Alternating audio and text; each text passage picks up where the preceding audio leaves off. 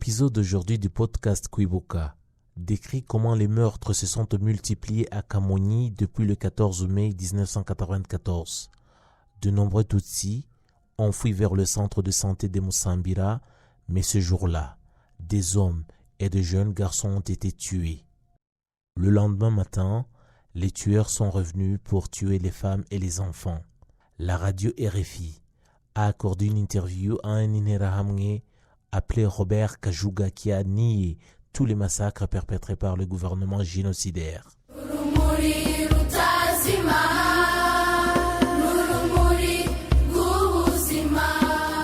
Les faits marquant l'exécution du génocide commis contre les Tutsis en date du 14 au 18 mai 1994. Les Tutsis furent tués à Musambira et à Bimana et la communauté internationale a continué de refuser l'assistance aux Tutsis pendant le génocide. Du 10 au 18 mai 1994, dans l'ancien secteur de Kiarwa et celui de Tumba, là c'est dans le district de Houye, à l'ancienne préfecture de Boutaré, les chefs des tueurs ont proclamé que la paix était revenue et que plus aucune femme ou fille ne serait tuée, que plutôt elles devraient quitter leur cachette et rejoindre leur domicile où elles seront en sécurité. Le nommé Yarago et Joseph a pris un mégaphone et a circulé à travers tout le secteur de Kiarwa en demandant aux Tutsis, femmes et filles de quitter leur cachette car l'État avait rétabli la paix. C'était une façon de connaître les survivants et de les rassembler. Yarago et Joseph a été condamné et a purgé sa peine. Il réside actuellement en district de Muhanga. Il a quitté sa région natale de Boutaré, dont il est originaire. La plupart des réfugiés Tutsis ce jour-là ont quitté leur cachette et sont retournés à leur domicile dans ces deux secteurs de Kiarwa et Tumba. Les rescapés du clan des Abaturaga, chez Bizimana Frédéric, sont eux aussi retournés à leur domicile. Ils ont été tués jour après jour pendant 5 jours. Les tueurs venaient vérifier qu'aucun d'entre eux ne s'était échappé et les compter un à un. Minani était honnête, allait les voir chaque matin. Le 14 mai 1994, très tôt matin, Mukatia Kasaverine fut tué, ainsi que ses filles Uiraye Godiose, qu'on surnommait Jolie, Kankindi Saint-Froze, Musabgasoni et Nyiramirimo Suzanne, qui étaient âgés. Nyirahabimana Thérèse et ses deux enfants, Grace Mukantwari et Kayisire, Nyirabukangaga Yolanda et autres. Elles ont été amenées à partir de leur domicile et jetées dans une fosse chez un voisin, alors qu'on leur avait faussement annoncé qu'aucune femme ou fille ne serait plus tuée. Elles ont été tuées à coups de gourdin, de lance et d'autres armes traditionnelles que l'on a retrouvées dans la fosse lorsque leurs corps furent déterrés pour être inhumés dans la dignité. D'autres qui ont été tués alors que le retour de la paix avait été annoncé, qui s'étaient cachés dans des endroits différents du secteur Kiarwa, comme Twagirumukiza Evariste, l'épouse d'Ogasana, Dino de Victoire, Mukankusi Kangogo, Nyirakambingashya Marie, Nyirakabego Madeleine, Kabarisa, Benempinga Saverine, Gagari, fils d'Oburara Martin, les 3 enfants de Nirora Vincent, Kanimbignas, l'épouse de Mitoboto, Dino de Francine et ses 2 enfants et bien d'autres. Renommé Nyambere Jean Bosco a appris les morts alors qu'il se cachait encore et dans le désespoir, il est sorti et fut tué à Tumba. Ceux qui sont responsables de leurs morts sont Minani Théoneste et Ruzagiriza Télésor, qui étaient leurs voisins. Ils ont été condamnés par Judiciaire Gachacha, ont purgé leur peine et ont été libérés. Il y a aussi Sehene Patrice qui a fui la justice et qui vit au Burundi. Sur toute la colline, à cette date, ont été tuées de nombreuses femmes et filles qui ont été jetées dans différentes fosses. Des hommes ont également été débusqués à cette période, comme le jeune instituteur Dino de Mugemana Jeanne Pomsen qui fut tué à Kakarehe. Kiarwa était habité par de nombreux Barundi, de nombreuses personnes réfugiées burundais qui ont tué des Tutsis et se sont enfouis par la suite dans les pays d'origine. La fausse annonce de la paix revenue qui a été utilisée, qu'on appelle Humure, a été utilisée pour exterminer les survivants, car sans cette astuce, beaucoup auraient pu être libérés par le FPN Nkotani et survivre. En ces mêmes dates, dans la commune de Musambira, les derniers massacres de grande ampleur avaient été commis entre le 18 et le 20 mai 1994. Mais le 14 mai 1994, les massacres ont redoublé d'intensité contre les Tutsis qui avaient survécu au précédent massacre. Certains parmi ceux qui avaient survécu au massacre précédent, commis dans différentes localités de cette commune de Musambira, se sont réfugiés au centre de santé de Musambira et au bureau communal de Musambira, qui était situé à proximité de ce dernier. Pour maintenir les Tutsis ensemble et à leur merci, Les autorités locales leur ont demandé de se rendre au bureau communal et au centre de santé, soi-disant qu'ils seraient protégés là-bas, leur promettant même de reconstruire d'autres maisons pour remplacer les leurs qui avaient été détruites. Le 14 mai 1994, un groupe de tueurs a encerclé le centre de santé et a massacré le même jour tous les Tutsis de sexe masculin sans toucher aux femmes. Les cadavres ont été tellement nombreux qu'ils étaient amoncelés jusqu'à la place du marché réservée à la vente de bétail. Les tueurs ont ordonné aux femmes Tutsis de transporter les cadavres, dont la plupart étaient ceux de leurs époux. Les femmes ont refusé de le faire. Les tueurs ont commencé à les battre, mais ont finalement traîné les corps pour les mettre dans une fosse dans laquelle étaient jetés les déchets de l'abattoir et d'autres fosses où étaient jetés les déchets du centre de santé. Le lendemain, 15 mai 1994, les tueurs sont arrivés en compagnie d'enfants auxquels ils ont demandé de tuer les autres enfants qui avaient été laissés de côté par les femmes. Lorsque le 14 mai 1994, c'est-à-dire la veille, les hommes et jeunes gens Tutsis de sexe masculin avaient tous été massacrés. Les enfants amenés par les génocidaires étaient armés de machettes et de gourdins et encadrés par les tueurs adultes. Le même jour, tous les enfants Tutsis furent massacrés par leurs compatriotes de même âge et seules les femmes et les nourrissons qui les portaient restaient encore en vie. Le 16 mai 1994, des tueurs sont venus chercher les femmes Tutsis qui se trouvaient au centre de santé et les ont livrées à d'autres génocidaires qui tenaient une barrière à un endroit appelé Kiakabiri, lesquels les ont aller-retour amenés à Kagarama vers Nyarubaka. Ils y ont trouvé un autre groupe de tueurs et les femmes furent massacrées, lapidées, enterrées vivantes, torturées, etc. Les jours suivants, les massacres ont continué dans cette localité. Le 18 mai 1994, les Tutsis qui s'étaient réfugiés à la paroisse Saint-Kizito de Musambira ont été assassinés. Les Tutsis qui s'y étaient réfugiés étaient venus de différentes localités, y compris ceux qui habitaient déjà la commune de Musambira et les communes avoisinantes. Ils étaient aussi venus de Runda et Kigali et se dirigeaient vers Kabwayi. Ils ont été tués à l'aide de fusils et armes traditionnelles.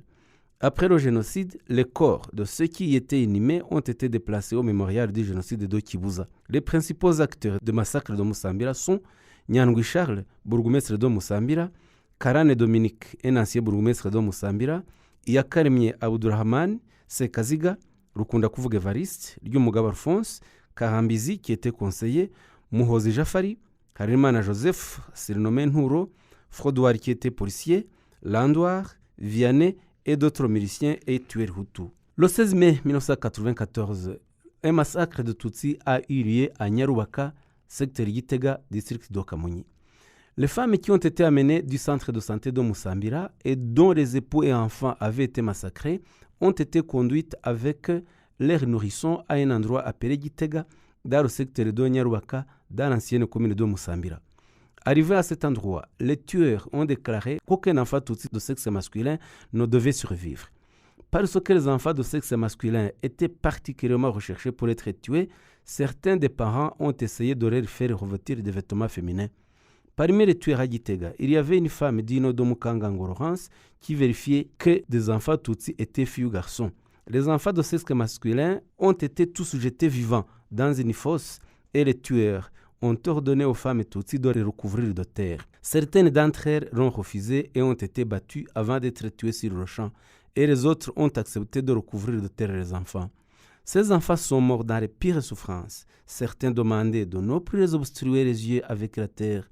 D'autres demandaient pardon et disaient qu'ils ne recommenceront plus à être Tutsis. La plupart ont essayé de sortir de la fosse en vain. 78 enfants y ont été tués. Depuis cet endroit, vers le secteur de Nyarubaka, de nombreuses femmes et filles ont été tuées en cours de route et torturées. Arrivées à Musumba, elles furent encore plus violemment battues en présence de Ruzigane Emmanuel, le bourgmestre de la commune de Nyamabuye, qui était venu y organiser une réunion meurtrière. Quelques survivantes sont arrivées à Kabgayi, d'autres ont continué à errer dans les bois jusqu'à la fin du génocide. En ces mêmes dates, le massacre de Tutsis a eu lieu à l'école des sciences de Byimana. Pendant le génocide perpétré contre les Tutsis, 105 Tutsis ont été tués dans un bois de la propriété de l'école des sciences de Byimana. Cette école est située dans l'ancienne préfecture de Gitarama, commune Mukingi, secteur Muhororo, selile de Kigarama, actuellement district Ruhango, secteur Byimana, selile Bukomero, village Muhororo. Cette école était dirigée par les frères maristes et elle l'est encore aujourd'hui. De nombreux Tutsis y ont été tués, en particulier ceux qui étaient venus en provenance d'Okabgayi, parmi lesquels des frères maristes Tutsis qui s'y étaient réfugiés le 24 avril 1994 après avoir été chassés de leur établissement de Biimana par leurs collègues Hutus. Ils avaient été amenés à Kabgayi par leur supérieur, le frère Wamungu Jean Bosco. Le 29 avril 1994, les tueurs ont d'abord tué un enseignant d'Inodo Nteziyaremye Migaborazar qu'ils ont amené depuis l'école pour aller le tuer au centre de Biimana où il habitait. Des jours après, le 13 mai 1994, les enseignants Tutsis de l'école de sciences de Biimana furent également tués, parmi lesquels Loubaïs Etienne, qui s'était caché dans l'enceinte de l'école, Gassana Balthazar et Nyirakazungu Gloriose, qui habitaient dans des locaux des frères maristes à l'extérieur de l'école et qui furent fusillés par des militaires. Il y a aussi Gassana qui a été tué avec son fils Niragire Prudence. Dans l'enceinte de l'école de sciences de Biimana habitaient également les épouses des militaires du camp militaire de Gako qui avaient fui Bouguessera après la prise de cette localité par des troupes d'IFPR Montagny. Après la prise de Bouguessera, il y avait également des militaires qui avaient été blessés au front.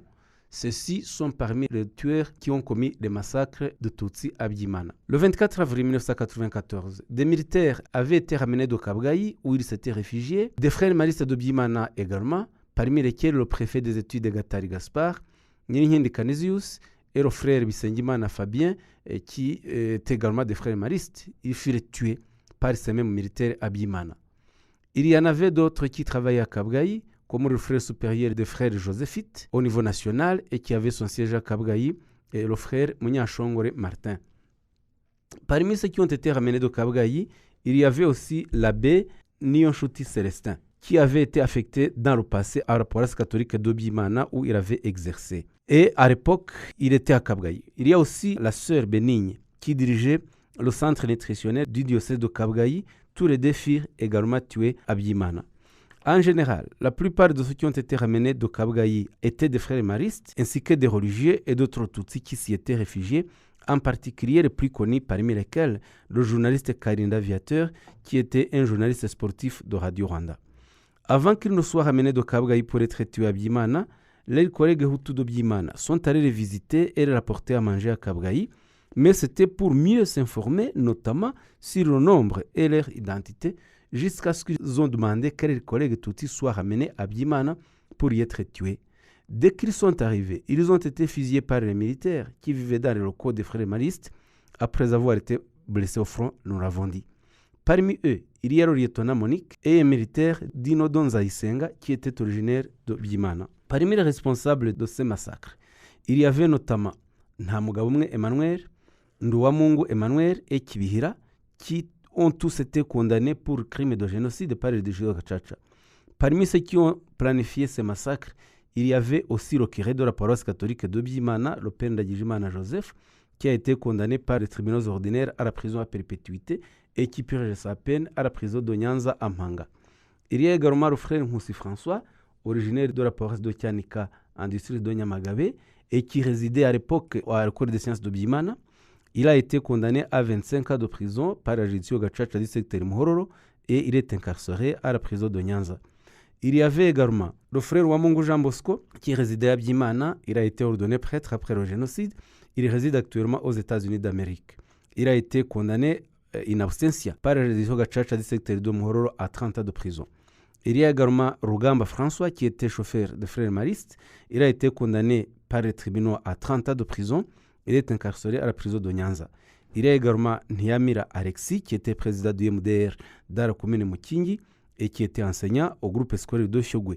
Il s'est réfugié en République démocratique du Congo. En cette date du 15 mai 1994, la radio France Internationale RFI, par le biais de son journaliste Jean Hélène, présent au Rwanda dans la partie contrôlée par le gouvernement génocidaire, a continué à soutenir ce gouvernement et à donner la parole à ses représentants.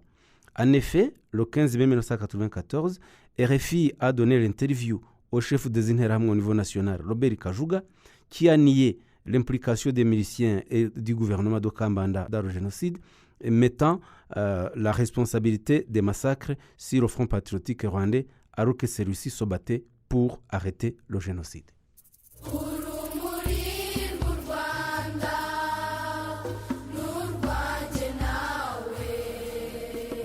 Merci d'avoir écouté ce nouvel épisode du podcast Kwibuka. Comme toujours, assurez-vous de nous laisser un commentaire sur ce que vous avez aimé sur le podcast et partagez-le avec d'autres personnes qui seraient bien intéressées à l'écouter.